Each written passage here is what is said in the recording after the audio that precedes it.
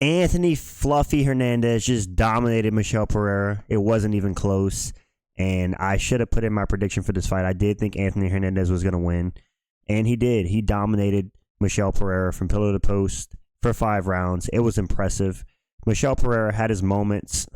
He had a couple submission attempts. He had a good body shot in the first round. But outside of that, we all know Michel Pereira is a one-pump chump. He runs out of his gas tank, gets emptied in the first round, and if he doesn't get the finish, he typically fades. And we already know Anthony Hernandez has the best cardio at middleweight. It's not even close. Like, he has the best cardio. He's the real Marab now. He's the Marab of middleweight, except the difference is he actually goes for a finish. Marab just coasts to a decision every time because he has no knockout power. But it was a very impressive Anthony Hernandez. He just kept busting up Michel Pereira, and then he'd shoot a takedown, bust up Michel Pereira, shoot a takedown. Yeah, he shot a lot of takedowns, 29 of them. I think it's a new middleweight record. Yeah, I was very impressed, and I look forward to seeing this guy fight up the division. I think he beats most of the middleweights. I do. I think if you put him in there right now with Adesanya, I think Anthony Hernandez takes down Adesanya and strangles him. I'm going to get a lot of hate for that. Call me a casual, but, bro, this dude is him. Trust. He has some of the best submissions in the UFC. He submitted Rodolfo Vieira. He submitted, who's the other guy? He just submitted Roman Kopylov. I know Roman Kopylov is not known for his grappling, but Anthony Hernandez, super impressive. I mean, Michel Pereira was on an 8-fight win streak. Everybody was talking about Michel Pereira like, man, he hasn't lost. He's up in the middleweight division. This is his division. He's not going to gas out as much because, you know, he's not having to cut all that weight. But Anthony Hernandez showed levels and showed that he was above Michel Pereira, and he was just better. So, who should he fight next? Honestly, give Anthony Hernandez a jump up in the rankings. Put him up against like a Jared Cannonier. Put him up against like a Marvin Vettori, even though Vettori should probably fight Brendan Allen. Maybe even put him up against a Brendan Allen. I think he beats Brendan Allen. Just because Brendan Allen would fade. This guy has some of the most impressive cardio, and he's rocking that dad bod, you know, dad bod with the tattoos. This man's just an average family man kicking ass in the octagon. What can I say? But if you look at the stats, he completely dominated Michel Pereira. 219 total strikes to 29 is insane. Like, that's got to be one of the most lopsided strike differentials in UFC history. It was just a dominant showing. I didn't get to watch most of this card because I was at work, but I got to watch the last 2 fights, the co-main event and the main event, and this was just so impressive. Anthony Hernandez's striking is nothing to write home about, but it doesn't need to be. His cardio is so insane. He could just throw a bunch of strikes, then pop, pop, pop, and then shoot a little takedown, get you to the ground, threaten submissions, and just tire you out. And that's exactly what he did. Michel Pereira was a sitting duck by the end of the second, beginning of the third round. He was so gassed out. He was no longer a threat on the feet. No longer a threat with submissions. I mean, Michel Pereira, he had a couple submission attempts. I think he had like a guillotine decently in at one point and maybe even like an anaconda choke or something, but nothing that was close to finishing the fight. Anthony Hernandez was safe the whole time, and yeah, he actually gets the finish in round 5 because Michel Pereira was so tired. And yeah, I kind of figured this would be the outcome. In order for Michel Pereira to win, I knew he would have to knock out or finish Anthony Hernandez in the first or second round just because he doesn't have the best cardio in the world. We know, as I said, that Michel Pereira is a one-pump chump. You get him out that first round, and he's cooked.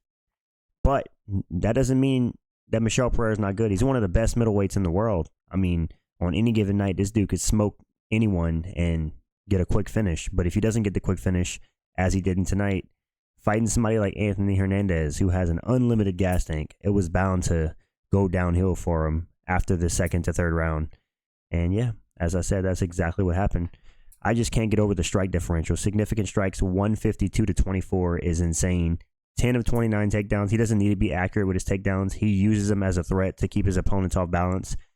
Because if you're constantly being shot on by takedowns, you're striking, you're going to become a lot more tentative because you're not sure when to shoot.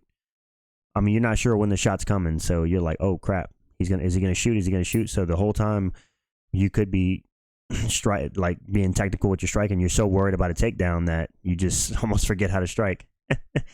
And Michel Pereira, as usual in the first round, he was dangerous. I think he lost the first round still. I still gave the first round to Hernandez because although Michel Pereira had 3 minutes of control time, no, he didn't have 3 minutes of control time. Although he came out and hurt Anthony Hernandez to the body a little bit.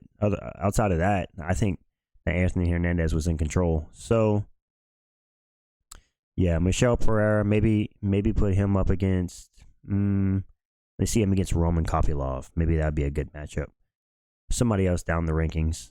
Give him a toss-up fight, a little bounce back. It wasn't a horrible loss. He did get dominated, but I don't think like Michel Pereira will be all right. He'll come back and probably beat everybody else at the lower end of the rankings. But yeah, man, Anthony Hernandez. People have been saying it for a long time. He's the dark horse of this division. He's one of the best middleweights, and people keep ignoring him. People were saying that Brendan Allen was better than him. I never thought so. I always thought Anthony Hernandez was one of the best middleweights in the world. Do I think he can get all the way to the belt? Maybe, maybe not.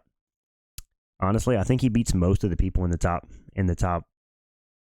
I'd say 3 through like 9. He probably could beat. Nah, not 3 to 9 because that includes Whitaker. He can beat most of the guys in the top 10. I would say he can beat Vettori. He can beat Cannonier. He could probably beat Nasruddin Imavov because Imavov will probably gas out. I think he can beat Adesanya at this point. Probably loses to Whitaker, loses to Strickland just because of the striking defense and grappling defense. Loses to DDP, loses to Chimaev. But hey, who knows if he gets out of that first round? But listen, man, Anthony Hernandez, I think he has the potential to become top 5. I don't know if he could become champ, but super impressed by him. The co-main event, Kyler Phillips versus Rob Font. That was a decent fight, but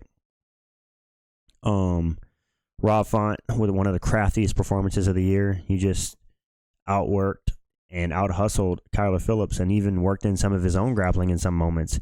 Listen, Rob Font going to Firas Zahabi at his age is very impressive. He showed improved wrestling, improved getting up from the ground. He didn't just accept position and get dominated on the bottom as he's known to do in the past.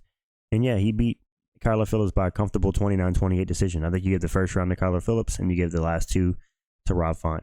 It was a good fight, but Rob Font still showed he's just that next level up above Kyler Phillips. I never thought Kyler Phillips would be anything special. I mean, he's like a budget Sean O'Malley or striking and maybe a little bit better wrestling. But yeah, that's all I'm going to be breaking down for this card. The rest of the card, I'm sure they had some interesting performances, but I wasn't able to watch.